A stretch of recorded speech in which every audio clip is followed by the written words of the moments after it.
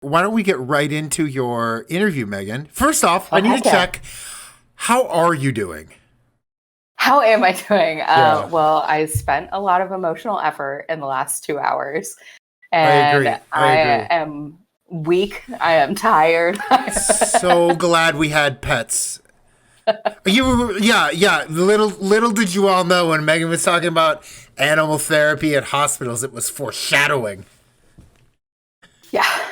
So, Needed hey, some nice pets. Thank you for coming along or taking us on that journey. I think it meant a lot, and it also was very helpful. Like the way like folklore was, we were talking about folklore all the time. It's about trauma and about like how you narrativize the terrible things that happen to you sometimes. Sometimes that is your personal folklore, your family's folklore, etc.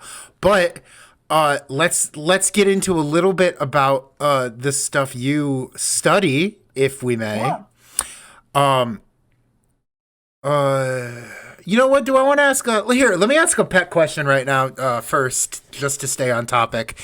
Your pets. I heard you talk about your pets. Your pets have amazing names. How do you come up with the names for your pets? That's on the docket, and I just need to know like the etymology of your pet names before we go any further. Yeah. So the first animal to come in was Whitcomb, and he was named Stanley when we got him. But I'm from Indiana, and Riley Children's Hospital here in Indianapolis is named after the poet James Whitcomb Riley. Yeah. So his middle name is Whitcomb. Oh. And then Merle came with that name, and he is just such a Merle that we could not change it. Our indoor cat, the stray who joined us, has like it's such a cute face. Like it's a black and white cat, and he has one little black dot on his face. And so our friend just started calling him Cindy Pawford, and now we know he's a he, but his name is still Cindy. Cool. And then Radar, the big blind and deaf dog. Hopefully, Radar's pretty self-explanatory. Yeah, but it was down to Radar and Broomba because he kind of bonks into a wall and turns around and just goes the other direction. I like Radar. When you were telling me about him the other day when we were hanging out on Discord, my Northwest Ohio brain assumed it was a MASH reference. But, I know, right? And then you're like, oh no, that makes perfect sense actually. It's a very generational line. Like when we said we named him Radar, my parents were like, "Oh, it's MASH, it's so cute," and like all of our siblings were like, "Oh, that's funny because he can't see or hear." Like, yeah, you get it. Can we get in some serious questions now? If we must. What is your vision of sorry, what would it mean? No, what is your vision of culturally aware and progressive philanthropy? Oh, good God. That is quite a question. That's the big guns. Yeah, that is like and I have to 40 years. And before you answer, I always have to say thank you very much to our Folkwise interview sleuths who put together these questions. Once again, if the guest reacts the way Megan just did, thank the sleuths. All right, you were saying? I was saying that's such a complicated question. I think that would take 40 PhDs their entire lifetimes to figure out. But I think what makes it really important and what could be brought to philanthropy as a field is a different understanding of stories and where they come from. So there are a lot of organizations that write white papers or maybe help consult with nonprofits, and they always tell people when you're doing a fundraising site, write your story, like share why you're doing this fundraising. And that is what I looked at in my master's, was like, I don't think that's how it works anymore. Because a lot of times people show up to a fundraising page and they already know you, and they already usually know that they're going to donate to you by the time they get to that page. Yeah.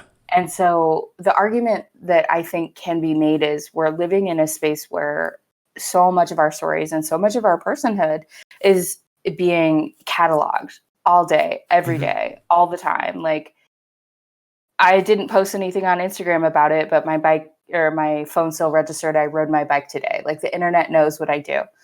Uh, so I think there's something really interesting about coaching people in ways to tell their stories. I think there's a really great way to tackle philanthropy, which is almost go from like a Hufford participant centered belief avenue where like one of the things that I respect most about folklorists Mhm. is constantly this attitude of I don't care if that thing is true, but you're telling me like you think it's true, so I'm going to think it's true for you. I want to know why you believe it. Yeah.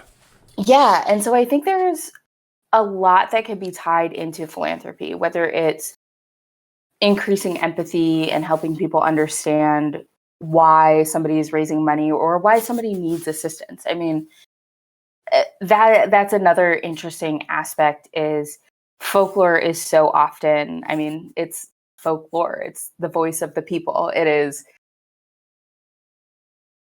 the groups that maybe didn't have all of their property and deeds and all of those things recorded. They're not living in the archives. They're not represented. But yet charity has been around and the enactment of charity has been around for so long.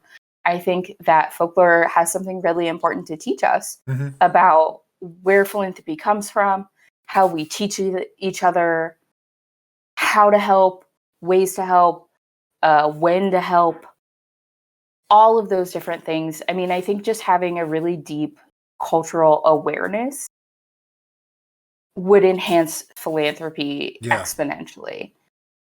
I think folklore is a really interesting, cool, easy, direct, smart path to get there. That's why I think I'm going to be spending a long time talking about it and thinking about it and writing about it. But Yeah. there are a lot of cool ways to bring these ideas into philanthropy, and folklore is probably not the only way. Sorry we had to take out the big guns, but you answered with flying colors there.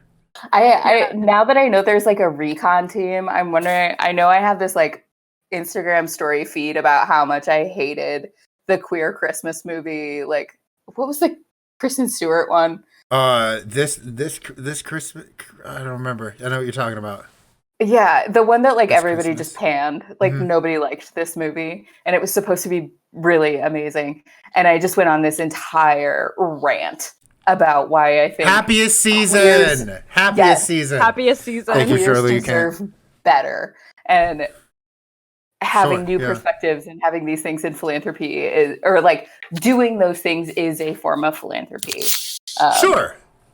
So maybe that's what they saw. It's my rant about a Christmas movie. Unless you pinned that, I mean, those go away, right? Is Oh it a no, I highlight? definitely pinned it. Oh, okay, It's great. definitely like I want to return to this. Well, I can ask you a question about happiest season, or we can do more philanthropy. What is service delivery? Sorry, what is service delivery? Yes. Oh God, I hope my nonprofit teacher is not watching this right now.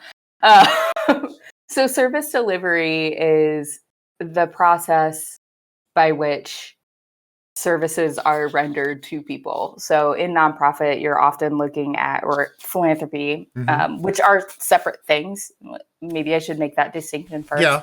That philanthropy is not a legal construct in the way that a nonprofit is. A nonprofit is a government recognized tax code. They're abiding by certain business rules.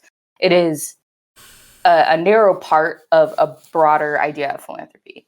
Philanthropy is defined by Peyton and Moody, who are really foundational to our school and to the concept of philanthropy, is just voluntary action for the public good. Mm-hmm. So it can be you helping somebody across the street.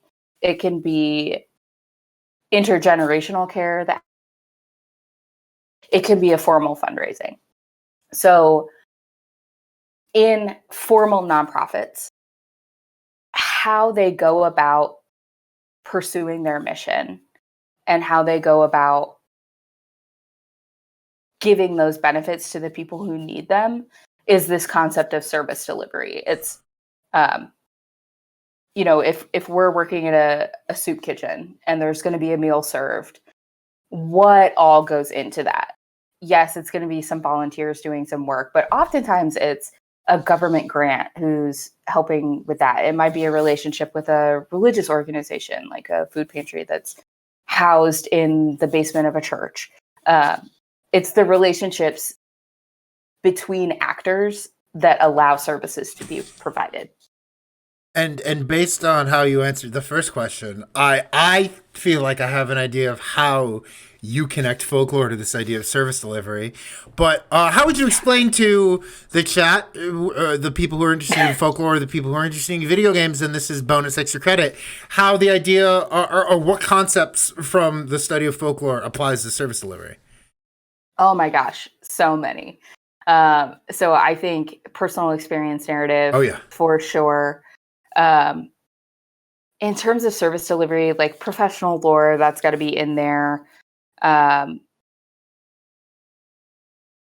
There's something to be said about systems of like social capital and that kind of influence over service delivery. So, if I'm a well-respected member of the community, I can make something happen really quickly.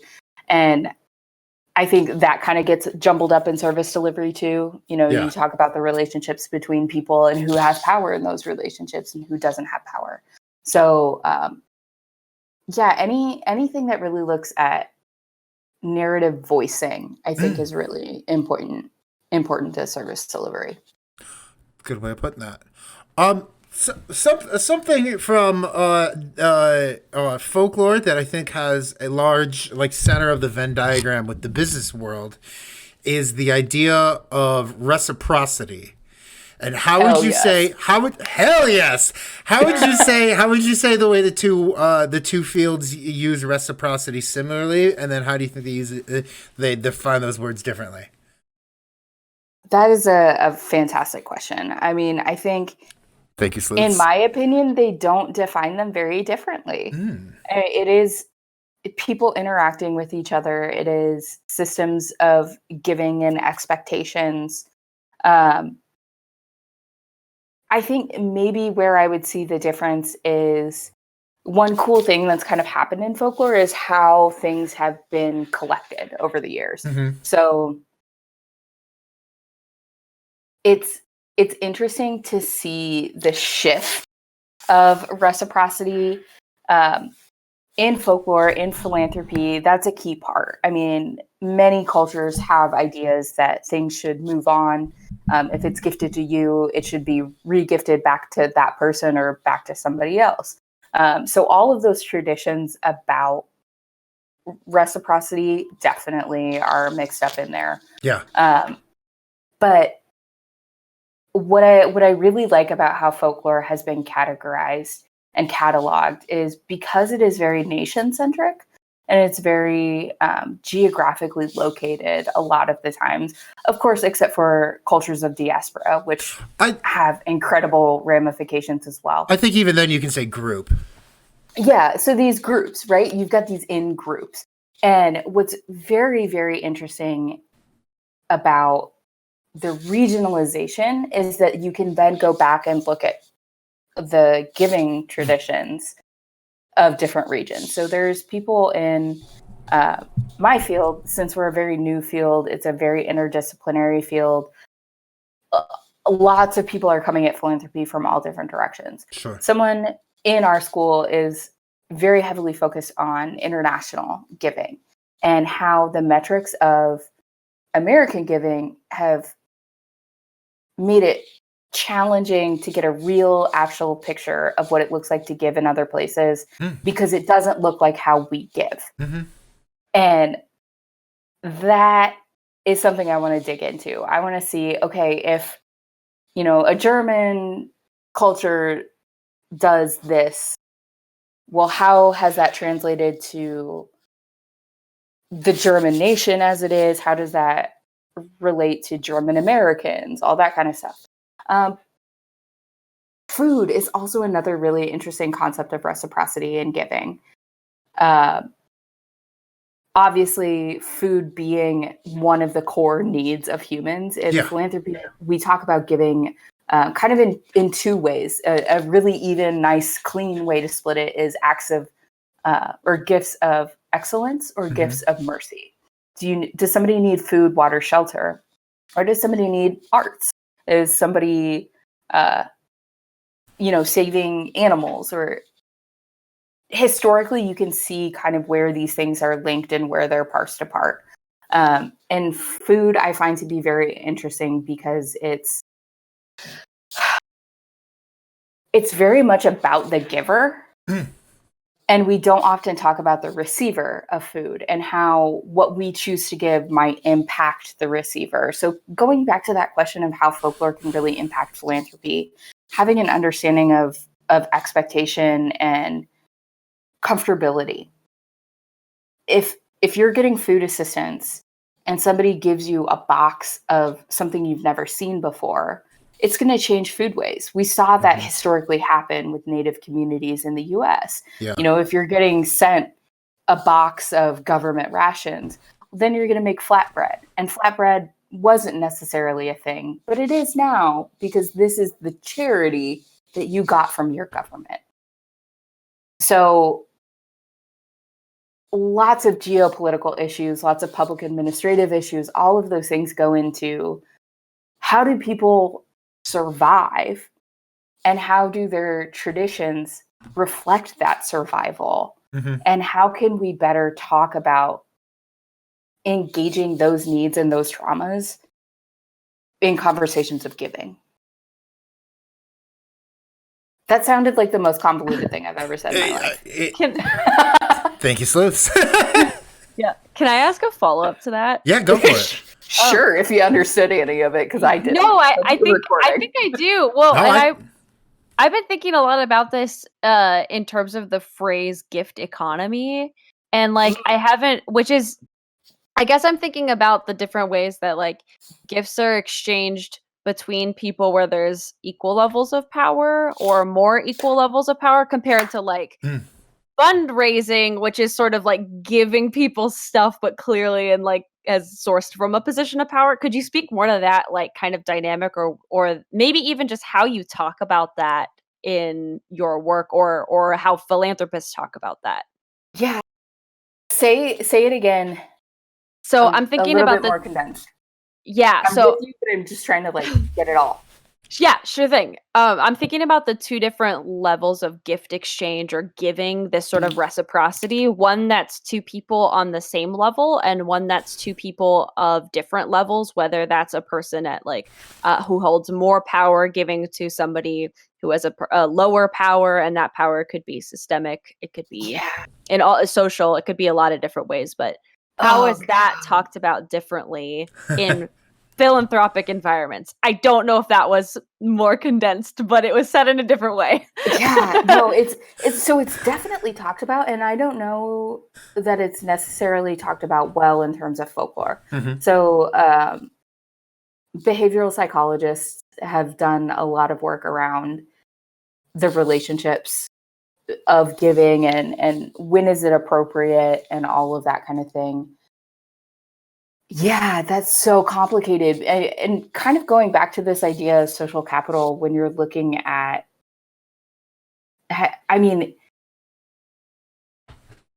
sorry, I'm trying to put this thought together because it's almost like the folklore that we ourselves create tells the story of our giving the way we want it to be told. So if you are looking at like giving, that kind of thing is often more ignored. So for a long time, I can't give you a date, but longer than it should have been, scholars were not paying attention to things like intergenerational care, where families live together as philanthropy. People were not looking at mutual aid as philanthropy in the same kind of way. And those cannot be untied from colonialist perspectives. They just can't be. So I think you have to talk about that kind of relationship. You have to talk about a geopolitical, a historical relationship. But when it's especially those two different levels, it's this weird dynamic where the person doing the helping gets to feel really good, and the person receiving the helping or receiving the reciprocity, even from that person of a different level, they're often made more uncomfortable. So it kind of has some cool things coming out of that. One of my favorite books and new scholarship that I've read lately is Tom Mould. He's at Butler. Yep. And I haven't met him. Tommy Mould, if you're on this, or if you know someone who's on this, like, hit me up. I want to talk to you real bad. I mean, one of his former students just showed her giant floofy cat. So yeah. Oh, we got connections if you want. Yeah, yeah. We know. Well, so he earlier this year, a book came out that he wrote called "Overthrowing the Queen." Yep. And it's about contemporary legend and welfare narratives. And in that work, it is very, very clear. It is very apparent that the people who align themselves as the haves in this situation are using folkloric narrative structures and folkloric transmission to reinforce stereotypes about Black and brown people. I mean, there's not a lot of ways to sugarcoat that. When you don't have evidence of these things happening, and I think we see a lot of this happening with BLM movements, and we see this happening, so there's this prison in St. Louis who's had 4 riots in 4 months, and so you're definitely talking about the disparate audiences and how do they talk to each other, and a lot of times it's very patronizing. So another really core concept, I think, in folklore and philanthropy is the concept of paternalism. Yeah. Trying to impose your value system on somebody else, which we've seen happen over and over and over in folklore. I mean, that's what the antiquarians were, trying to capture everything before it went away. Mm-hmm. That's what archivists did. Look at oh God, I feel like an idiot. The gigantic art museum in Paris that just put all their entire collection online. And they're having these conversations about the ethics of repatriation. Mm-hmm. Repatriating in a strategic and understanding sort of way, in my eyes, is an act of philanthropy and should be researched as such. Yeah. I've not read Overthrowing the Queen, but I have seen the lecture version of that book. I've seen the 50-minute talk about it. Yeah. And but what strikes me about what I remember from Tom Mould's talk and what you were saying is the way some of those narratives get repeated, get reinforced, and kind of people aren't even aware the how they're reinforcing these top-down power structures in this vernacular space. I don't know where I'm going with this. Something Zizek voice. In this way, you cannot escape ideology. Yeah. It's very similar, not very similar in actuality, but Daisy, when I was watching your interview talking about animals that, are they cryptid? Are they still here? There's a lot of that in these charitable spaces, and a lot of that in other spaces where it's is it folklore? Is it philanthropy? And I just keep telling everyone, yes, it's both. Just trust me, it's both. Look at them together. Yeah, or I end up thinking that's not the interesting question, right? The interesting question to me is the belief. If you believe the thing exists or doesn't exist, or the fact that there is no confirmed answer. Daisy. Or whatever. That's the interesting part. Daisy, tag me in because this is going to tee in perfectly with the next question. Wait. Okay. Well, I want to tag you in, but we got a good question sent to our email. Yes. That also read that one. Read that one. It's from one of our top fans, T Papa's in the chat. From the King of Bits. What up? Number. King of Bits. Wait. Is he King Bits today? Yeah. think From the he's King King of Bits. So he says one idea that keeps more people from giving to or volunteering philanthropically is that those receiving are looking for handouts. Like his experience and the data that he's seen says that this idea isn't true, that it's just an idea that's been passed down by people. This idea of like receiving handouts. Isn't this folklore, and is this an example of folklore hurting, or at the very least making philanthropy harder? Tom Mold, get on the call. Tom Mold, hop in the I know, Discord. Tom Mold on the call. Yeah, this bring, is bring, a bring, great Tom Mold. question. It is a good question. It's also a good question because I think that there's this idea that like folklore or people who study folklore have to think the folklore is cool or like that it does something positive for us. No. So maybe this is an example of that. So Yeah. So first of all, I want to say that part of the work that I want to do is actually talking about the positive, because I think so much of what I'm really interested in folklore, contemporary legends, is terrifying. It's a way to like scare kids into not screwing up. And so I'm interested in seeing like, how do we also in our culture just kind of like reinforce doing good things, especially in these contemporary ways. But yes, you are totally right. That is a concern that many people have. You are right that the data does not support that. It is so rooted. I'm sure there's got to be a great folklore tie to it. My perspective as philanthropic studies, kind of looking at a historical perspective, is very rooted in Weberian ideas of Protestant work ethic. Mm-hmm. So if you work hard enough, you don't need help. You shouldn't need help. There'll be pie in the sky when you die. Right. Or you are a person of faith and you are so morally strong that you shouldn't need help. And in fact, if you do need help, that means you're not good enough. You're not faithful enough. You're not whatever enough. Yeah. So yeah, I think there are a lot of stories about what makes a person good or what makes a person bad. We should absolutely think about how stories around Roma could be a reflection of that, right? Like a wandering people, a nomadic people who live in a different type of society and a different type of economy. Mm-hmm. To me, this is so rooted in questions of economy. And that's why I think we see so much challenge and so much talk about this right now, because we're at a pivotal point in not only American history, but in American economics. Yeah. That these questions of worth are being discussed in a way that they haven't been either since the 60s. I am assuming I wasn't alive then. Either since then or ever. Yeah. And I think you're right. There are definitely got to be stories about, oh my God, yeah. Like I was reading something about the potato famine in Ireland and the schools collection. So in 1937, when they had all these kids like collect folklore from their families, or like, what games do I play? Yeah.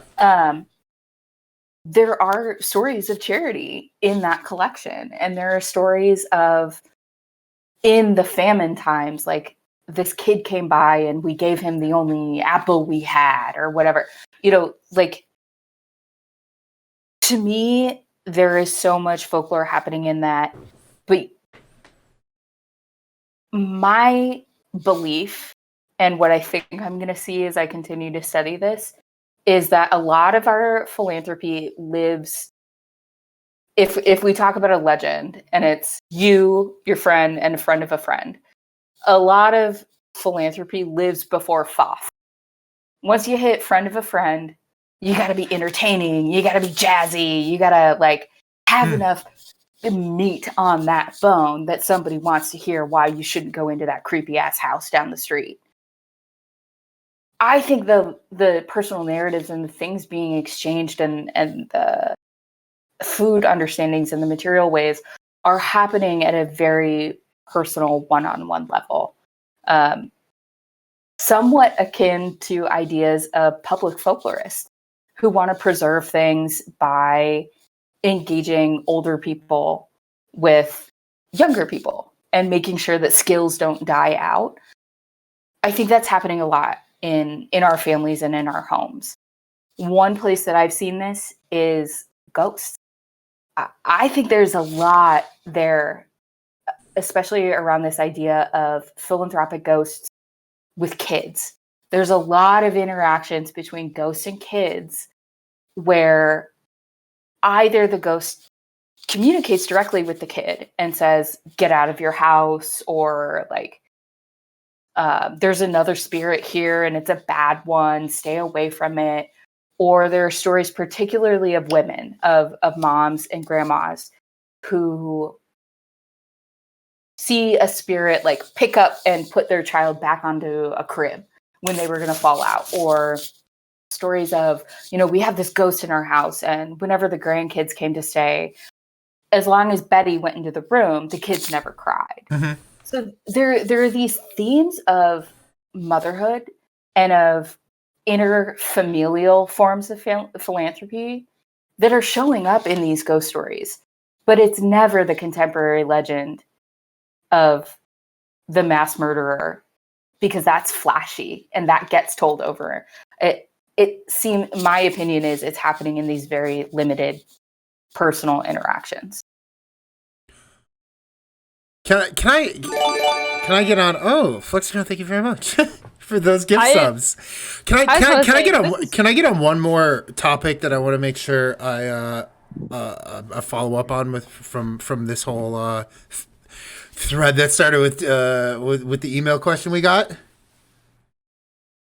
Yeah. Okay. This is fascinating. I'm like totally. I'm just saying, I'm not Daisy. I'm not moderating. Okay. I guess you're. I'm just nervous, sweating so much, guys. Who's not? I guess what I want to get at is the folklore, I guess, of even the idea of people asking for a handout. Oh. And why is it never? And why is a tax write-off never a handout, but food is a handout? Oh, well, tax write-offs aren't handouts because of legal code, and that goes back to like the filer commission and being able to claim your taxes. American exceptionalism in folklore goes back to Alexis de Tocqueville. Yep. If you haven't read Democracy in America, damn, have you read my dissertation? Because yeah, it's like mandatory for philanthropy scholars to cite de Tocqueville, no matter what. I was going to say Americanists, yeah. Just anything. But so he talks about civil society, and he talks about this new world where Americans got to take all of the structure and Atlantic foundations of philanthropy, which were very morally rooted in Christian traditions, right? And you can even trace those Christian traditions and the philosophy all the way back to, Plato, right? Everyone talks about giving, everyone talks about self. All of these things are really tied up in there. But tax donations aren't that, because they were, in my opinion, specifically made for the wealthy. And it is coming it's coming after a period of like robber barons. So when you're seeing Carnegie and Rockefeller and that crowd, right? They're titans of industry. And we immediately have these questions of, well, are they giving because they're trying to restore their reputation? Are they trying to find salvation because they've been this complete asshat on earth, and then, well, maybe just do some good things at the end here? So there are very different opinions based solely on socioeconomic status, for sure. But there's also a very, maybe this is folklore, like the dynamic in the relationship and the expectations of the conversation of needing help. You would feel really weird giving to somebody if they were like, hey, give me your money, I need help, versus, oh, don't worry about it. Like, oh, okay, well, if you have some extra food, I'll take it. Like, I think that skews that our understandings of philanthropy have been to the rich people. They have been to the white people. They have been to the men folk. You know, just all of these systems continue to be at play, not just in our modern civil society, but in our foundations. And storytelling had to be a part of that. It had to be. Yeah. And you know, you have some personal correspondence. You may have news reports. My advisor is a pure historian, so she looked at like social clubs here in Indianapolis. And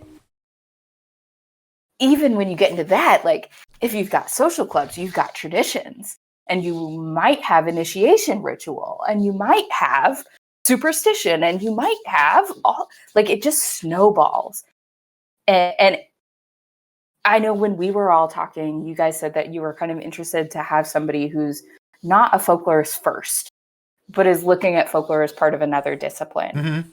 And I have just so enjoyed the perspectives of folklore and how they speak to philanthropy that anyone who doesn't know what to look at next, I would just say, take the thing that you care about. Is it sports? Is it government? Is it whatever? And try to shove folklore at it and see what happens. Yeah. Like, this is a really interesting conversation that in philanthropy I see isn't happening, but I hear from you guys in folklore it's not happening really either. And that's the conversation I want to start. That's the conversation I want to be in. Yeah, that's your job as a shit starter. I see it. Can I address a comment in chat? Can I address a comment in chat that I think plays perfect, like, into what you were saying? Sure. So, TPappis56, thank you for the very good comment that starts with, because poverty is stigmatized and people have been brainwashed into thinking if you are clever enough and work hard enough, et cetera, et cetera. And I think the distinction I want to get at is the way some of those verbs are operating, like, is stigmatized. People have been brainwashed. I want to say, like, it is rich people folklore to say... Yes. People like you poor people are lazy or not clever. It's that is the folklorist distinction that I am trying to make here. So thank you for serving me up that alley-oop for me to dunk to you, Pappas56. Yes. Yeah, if you think like the group is like robber barons or like rich dudes smoking cigars, like their folklore, their legend they tell comes up with Tom Mold too, is that like, oh well, they're lazy, they're not clever, they don't want it bad enough, you know, and it's a lot easier to fuck people over when that's the narrative people believe. When people believe a narrative, and like you said, a part of the job of the folklorist is to understand why people believe the things they believe. Yeah. Damn, I love this show. I love hosting the show. I love hosting this show. This is the best show. I'm like Max Weber, Protestant work ethic. Give so your time. I told them I just wanted to be a fan favorite. So fans make me fan favorite. I want to keep that back all the time. Oh my god. Can we transition to a couple of fun ones real quick? Please. All right. What are Bigfoot's pronouns?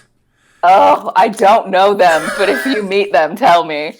If you meet them, ask, and then share that knowledge around. What's your idea about Bigfoot as environmental protections? Oh God, I love this idea, and I'm hijacking Daisy. We're doing a whole thing. No, you're not hijacking. You're adding. You're just adding. So, it's good. I was really excited to hear some of the ideas that Daisy's been playing around with, because it seems like I've kind of been coming at maybe a similar thing from a different direction. So I have been really, really interested in not only the gifting traditions that are associated with Bigfoot. So if anyone is not familiar, people have experienced, they try to classify what your interaction is. So like with an alien or a cryptid, you know, it's like, is it a type 1 or a type 2 or an A or whatever? I'll say like there's actually for Tasmanian tigers specifically like a scientifically done like rating scale that was made by a park ranger to classify how like it's pretty cool that a park ranger developed this chart to quantify how like viable your sighting was or like how legitimate it was based on like 10 different factors.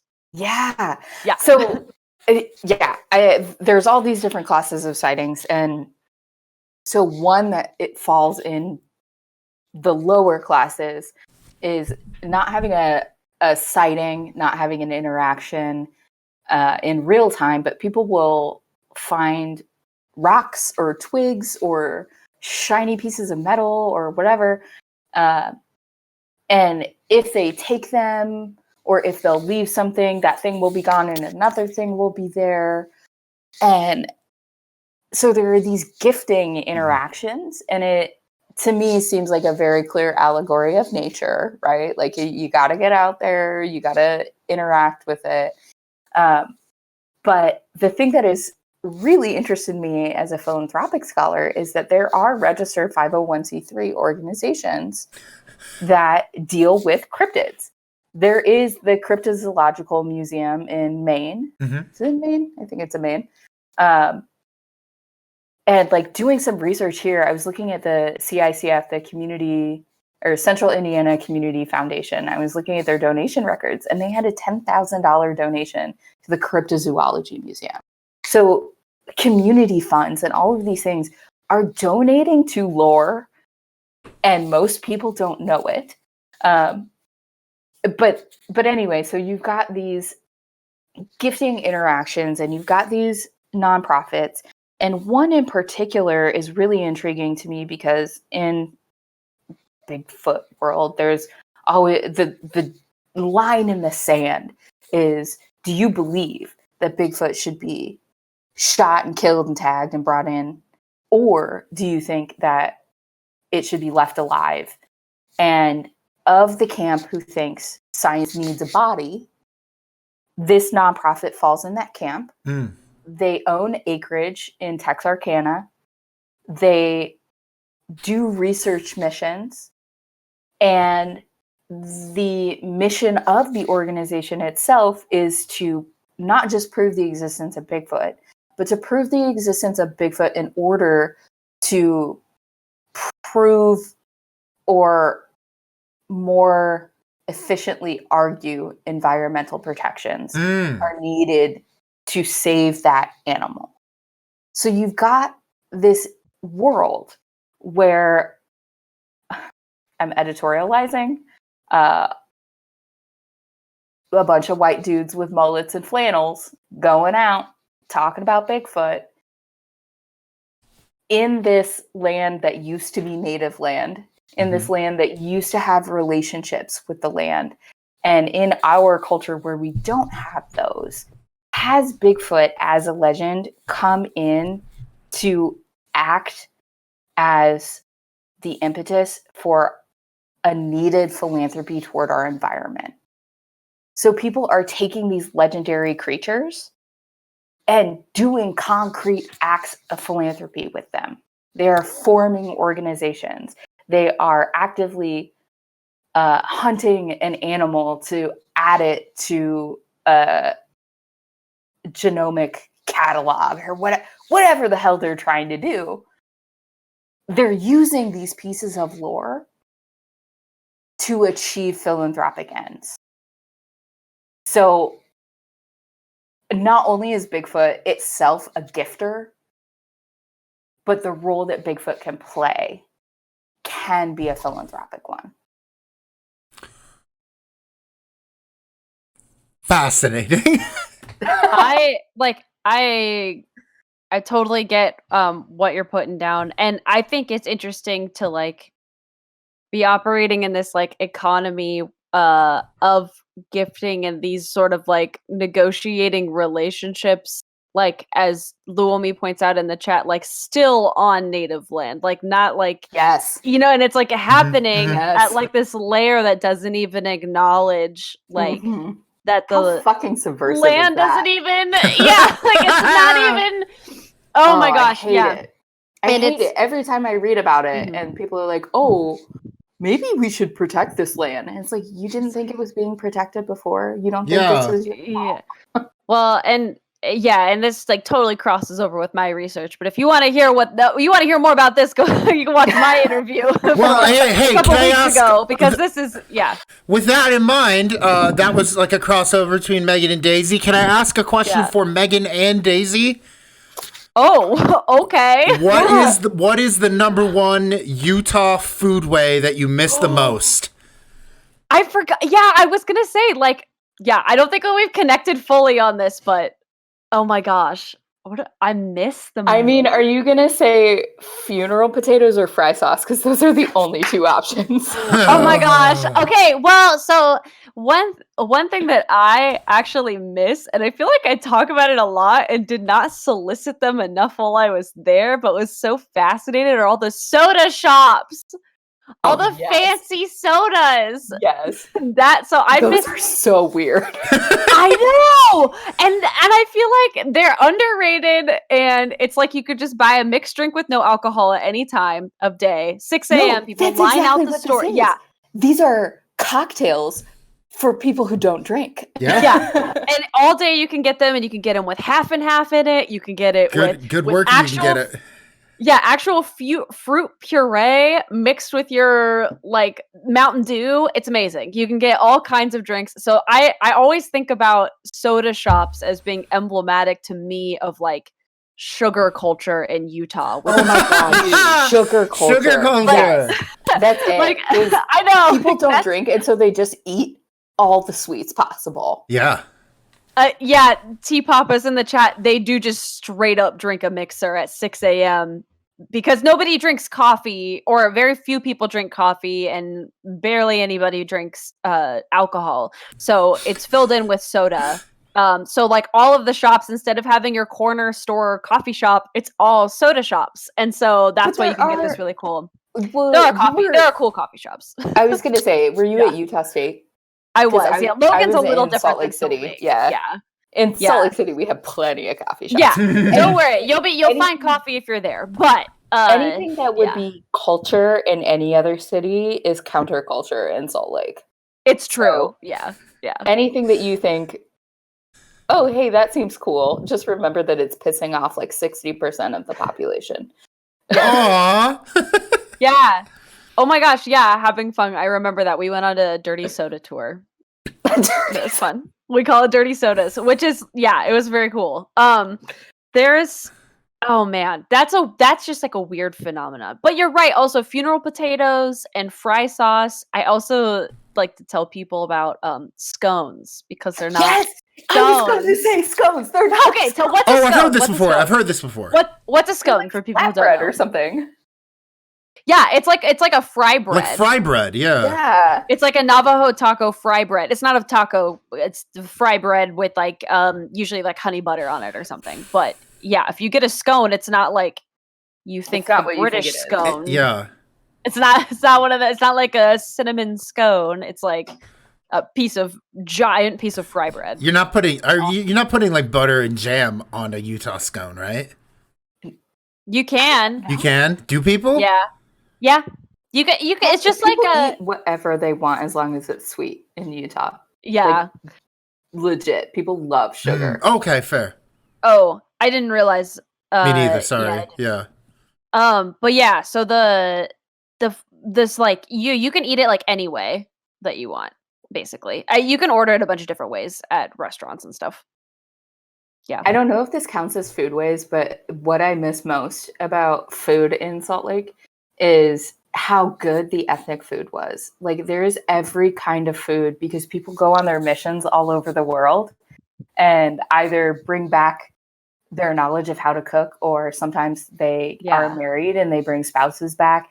And so you would never in a million years land in Salt Lake City, Utah and think, I'm going to have the best Ethiopian food, or I'm going to have some really outrageous, fresh, insane sushi. But like there's just such a great diversity of ethnic food in Salt Lake City, because it's a really ethnically diverse city because of the church. not religiously diverse, but ethnically diverse. Yeah. And the church being the Church of Jesus Christ of Latter-day Yeah, Saints, because the that's LDS another thing church. that I didn't start doing until I moved there.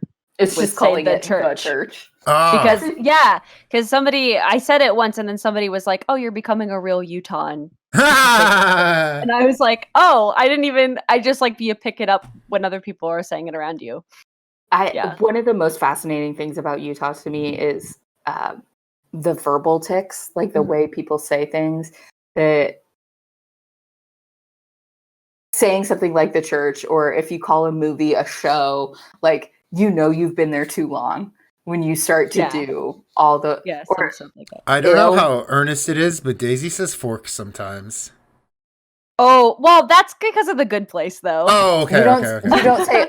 You don't say. Oh, sometimes it's the. Oh no, but the one that sometimes we also say is fetch. But that doesn't mean what you think it means. It means fuck. Yeah. I say fork because of The Good Place, though, because I think that they say like mother forking shirt balls or whatever, like silly stuff. Yeah. Thank you, the chat. Yeah, I'm sorry, I'm not trying to make fetch happen. Utah is. I still am. Yeah, Utah Me is. and Gretchen. Utah is. Utah is still trying to make fetch happen, guys. Yeah, so it's true.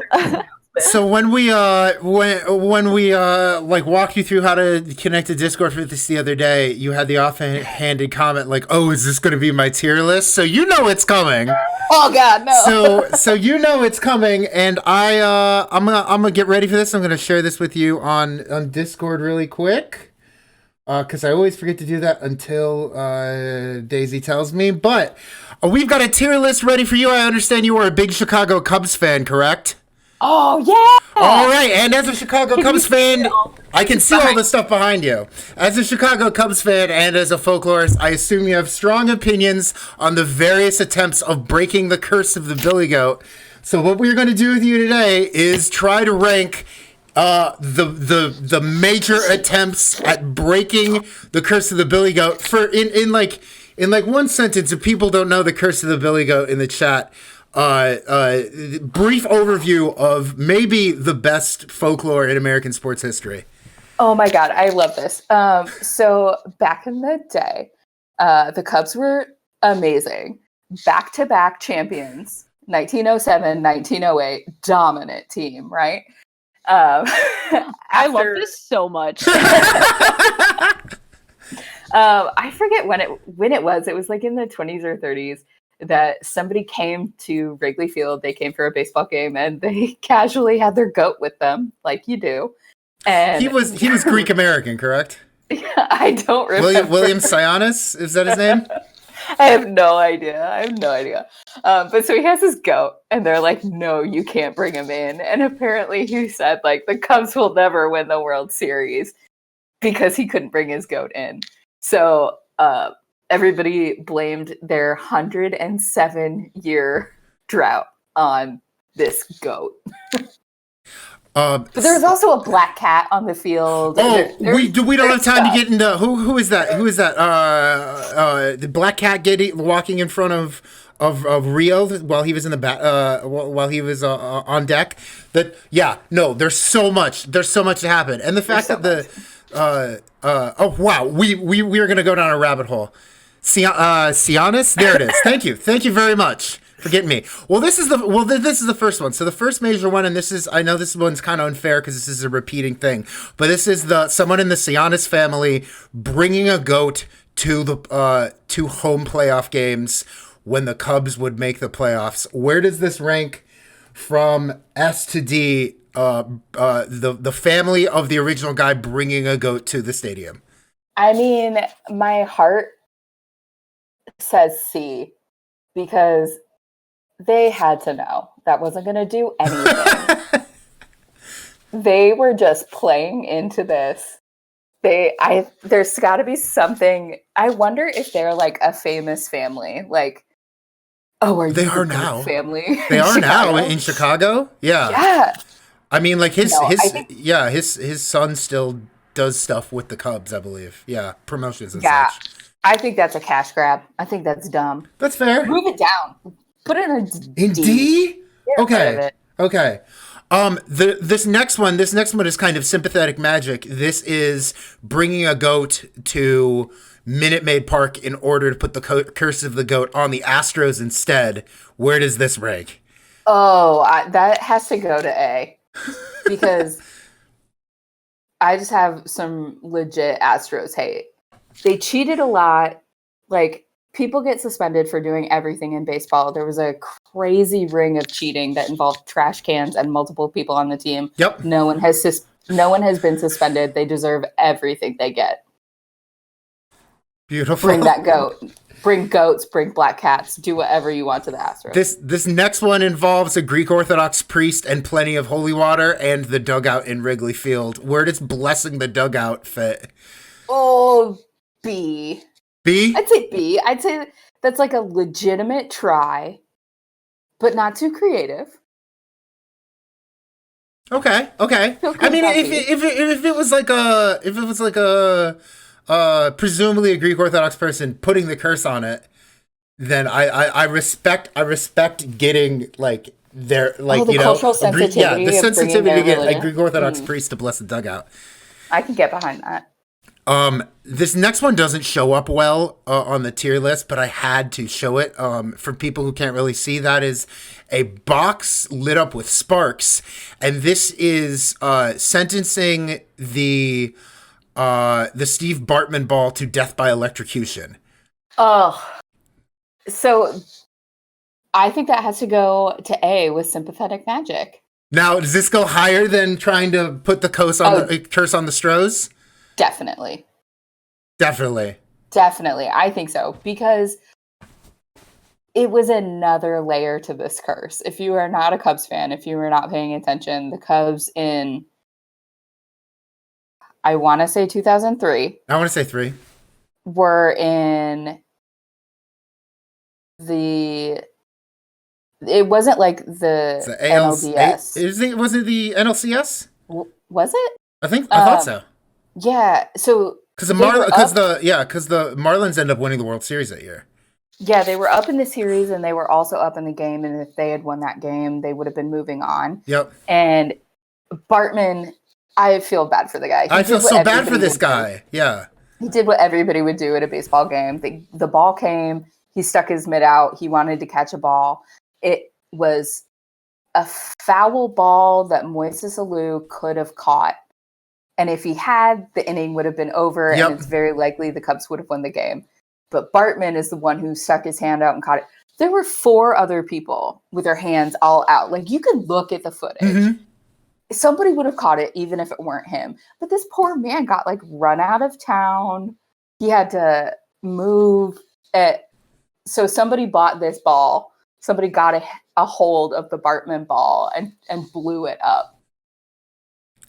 Also, I'm gonna read the chat for you. The Sionis family owns the Billy Goat Tavern, which is now a local chain. Oh, just right across from the park. Right across from the park, and is the inspiration for the cheeseburger from SNL. Being that they were all like Second City guys in that original like cast of SNL. Oh, that's so funny. All right, back to the tier list. Here we have the charity Reverse the Curse that was attempting to buy goats for families elsewhere in the world in order to get the curse out of Chicago. How did you know about this? I don't know. I assumed this is what got you into baseball. No, my God. My grandmother was born on the south side of Chicago in 1911 and had the sense to be a Cubs fan anyway. So oh, wow. I can't buy it, honestly. Where are you putting Reverse the Curse? I think you still buy like goat milk and stuff through their website. I have to put that at S. It's very you. It's very you. I get it. These next two I feel strongly about. This is a butcher leaving an entire butchered and dressed goat as an offering in front of Harry Carey's statue. Oh man, that has to be an A. No, that has to be an S, man. That's great. That's S. All right, is that below or above? Below. Okay. Below. Not quite. People actually getting goat milk on a farm somewhere, but no. But someone did prepare a goat and hang it off of Harry Carey's statue. So what I like most about that is not only that Harry Carey's statue became a shrine in that act, but also that it made Harry Carey a more formal part of this lore. Yeah. I love it because if you were a hot dog, would you eat yourself? I know I would. Well, no better transition to that than Kobayashi speed eating an entire goat. Where does this? Of course, if you know me, I feel very strongly about this one because this is in the Kobayashi banned from American eating contest era. But where is Kobayashi eating a goat stack up? I don't think you're going to be happy with me. I'm gonna put that at C. I do not like that. I am not here for that. I think that's disgusting. Oh, come on. Speed run. I think it wouldn't have worked unless it was that goat, right? Like, I don't know. Did the goat on Harry Carey's statue work? No, but Harry Carey does acts of just miracles. Yeah, just miracles. I agree. This next one is trying to sneak a goat into spring training to put the curse on spring training instead of the World Series. I like that. I like that one as a B. Under blessing the dugout? Yeah. Okay. I do like it. This next one was the mysterious box with a severed goat's head that mysteriously ended up in Wrigley Field. I've chosen Brad Pitt crying at the end of Seven to represent this. But what about the mysterious box with a severed goat's head that wound up in Wrigley Field? That is the lowest possible one. The lowest possible. That is some shady work.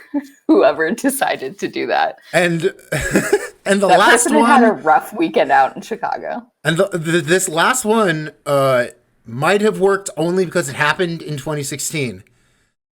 So that's like, that's positive evidence reinforcing belief. But what about Peanut the goat, the mascot of a vegan cafe, who told everyone if Cubs fans went vegetarian, the curse of the ghost would be lifted?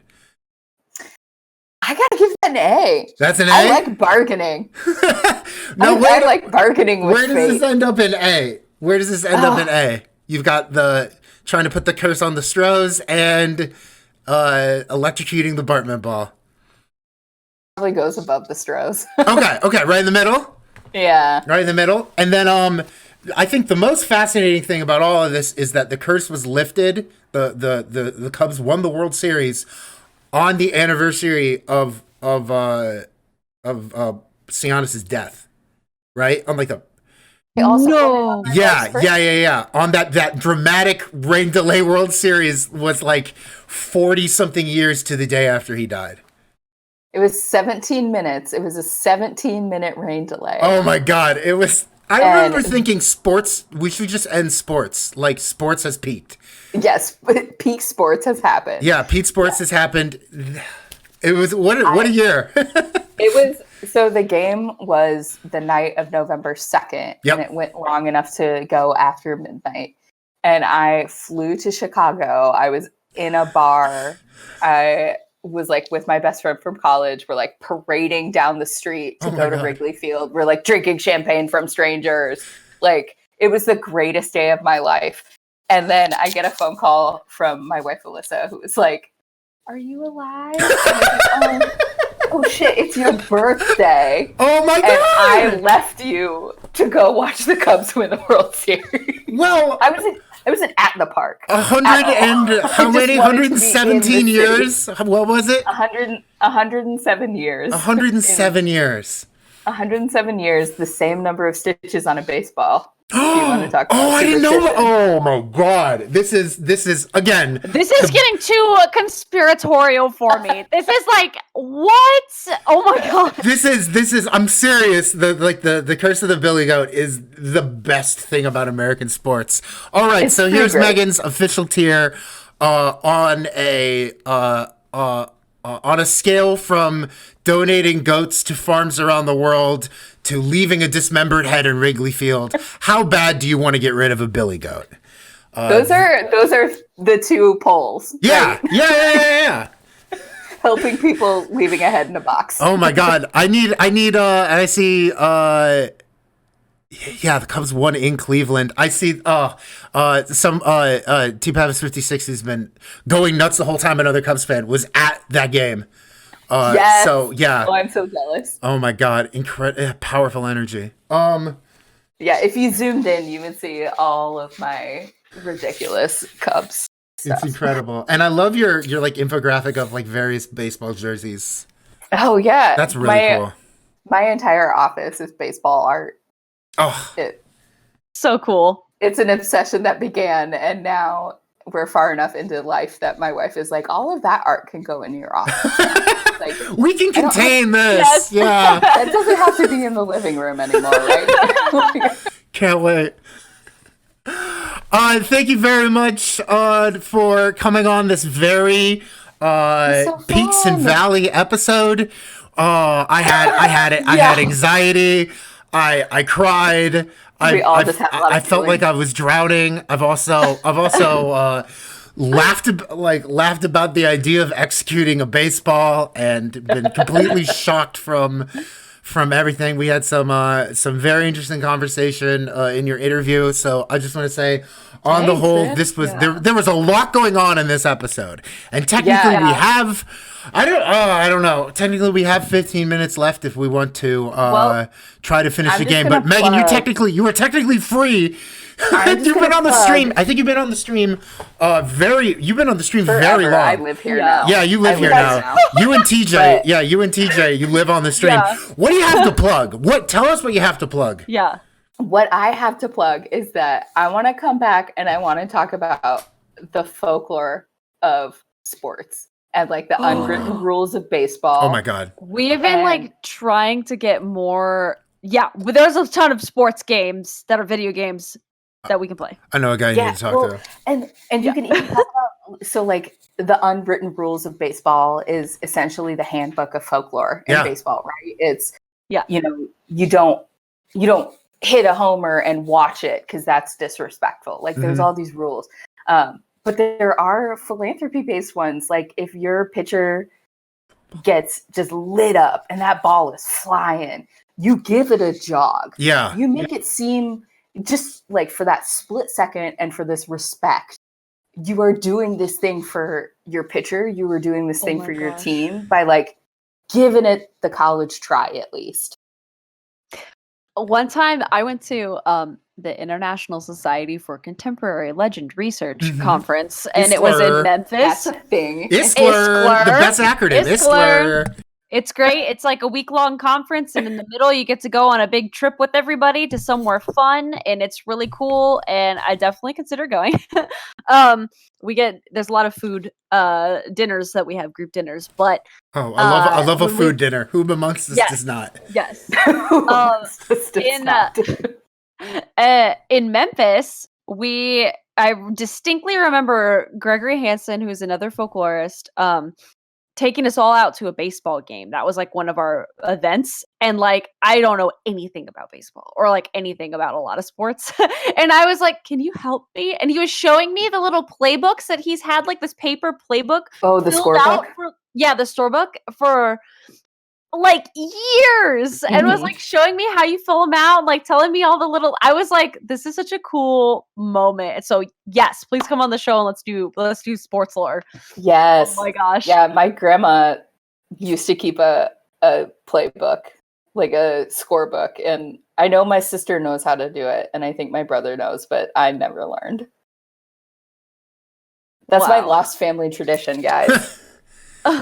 We're having a lot of recommendations for sport games to play with you.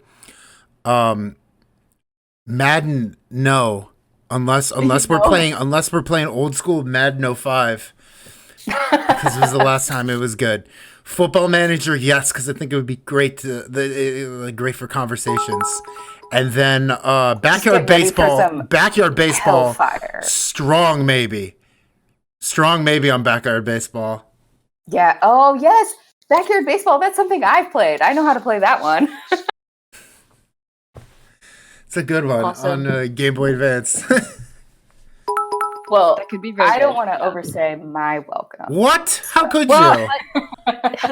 I mean, It's I have almost one. midnight. I have one final question if you want it from. Oh the my two. god! Yes, of course I want it. You Okay, know I do. unless you want to go, because we can save it for another time too.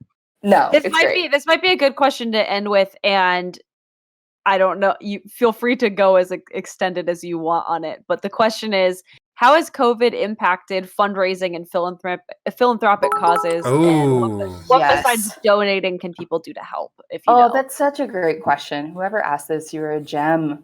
You're his a T-pop is in the genuinely, chat. Our you're a Bit King. genuinely Bit cool King. person. Yeah. You are very right. It has had an insane impact. Anytime you see a dip in the economy, well, you see a dip in the stock market, and the stock market is not the economy. But when you see those relationships being affected, philanthropy usually takes a dip. This, I think, is going to produce some interesting research about the variance of forms of philanthropy. So where monetary donations have gone down, I think we saw just a blossoming of philanthropy happening around us. If you talked to your neighbor that you hadn't talked to before, if you drove across town to bring somebody groceries because they didn't feel safe going into a grocery store, we can get into the revivals that have happened. We literally saw the nation run out of flour because people started baking again. One of the things that, like, the day, and I have a dope Diane Goldstein story about when all this was happening, and they were like, we're going to maybe cancel spring break. And she was like, nope, we're never coming back. Buy 3 weeks of food. I've heard this story. Help. Yeah. In class, she was like, this is not going to be short. Prepare yourselves for this not to be short. But so we've seen a lot of those charitable tendencies happening. And the sad truth of philanthropic studies is it's a lot easier when you have data. It's a lot easier when you can get an annual report from a community foundation and see how many gifts were given or how much money they raised. So a lot of philanthropy is talked about in terms of money, but if you open that explanation or open that definition to more of that voluntary action for the public good, I'm doing something not because I have to, but because I want to, and I'm not doing it for me, I'm doing it for somebody else. I think donations may have gone down, but philanthropy flourished. Philanthropy is living its best life. And of the folkloric traditions that sensed a revival, you saw gifting happening with that too. As people are baking, they're giving that food away. As people are learning to knit, or they're gardening, or they're doing whatever, they're reviving these traditional ways of being, their traditional interactions in these spaces, and having real conversations about how we've lost touch with those things. So a great thing to do, absolutely great thing to do, is give money everywhere and everywhere and everywhere and everywhere. But if you don't have that to give, if you don't want to give that way, first of all, I think it's important to know that that is a completely legitimate view of giving. Your view of giving does not have to be money. So you are not a shitty person if you don't give $20 to somebody's run, walk, or ride. You are most likely doing a lot of other really important philanthropic heavy lifting in other ways. Also, philanthropy with such a deep morality tie and such a religious tie, it makes me think of John Wesley from the Methodist Church, who has that really incredible quote about do all good that you can in all ways that you can, in all places you can, at all times that you can, however you can. And I deeply believe that folklore is a vehicle for us to talk about what philanthropy means to us and to our groups. And so if it feels like it's a voluntary action for public good, whatever that means to you, that is what you should be doing. But I'm not your mom. So do it. On that note, thank you so much. This has been amazing. Anytime you want, like, let's just set it go. Like, Yes. let's just put a date in now. This has been such a great stream. And again, thank you for all of your work and joy that you've brought to the stream. And we've been talking about doing like patron. We've been talking about doing like patron, like Discord movie nights or something. And I'm thinking, do you want to watch Ken Burns baseball with a bunch of our patrons? Yeah, I think that would be a lot of fun. Of course I do. I think that would be a lot of fun. Yeah, watch some Ken Burns baseball. I've actually never seen it. I've never watched it. I've never watched the whole thing. Yeah, but it's finally an excuse. All right, we're getting the free trial of PBS Docs. Yes, I love it. awesome. Well, thank you guys for having me. It was really fun.